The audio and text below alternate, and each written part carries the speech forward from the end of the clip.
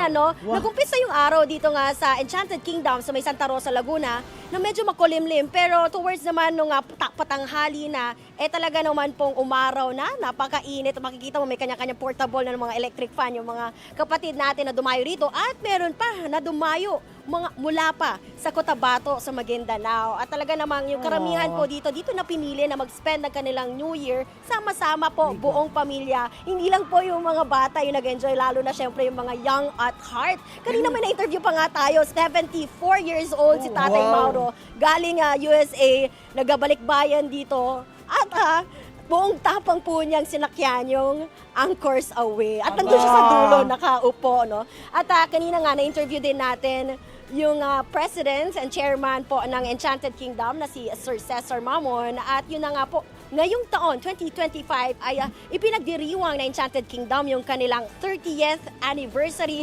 Sa October po yan. Pero, uumpisahan na rin po nila itong celebration nila sa first quarter pa lang ng taon. Bago mag-summer, ilalabas nila yung kanilang pinakabagong ride. Very unique daw to, no? Dito sa Southeast Asia. At welcome po yung buong pamilya, mga pabata, matanda, at pati po yung mga kapatid natin na mga PWD o yung mga gusto po na mga may kapansanan na gusto rin pong mag-ride ay pwede po dito sa bago nilang i-unveil na ride bandang bago mag-March po yan. No? So abangan natin. And may marami silang mga rides din na i-upgrade daw. Ano?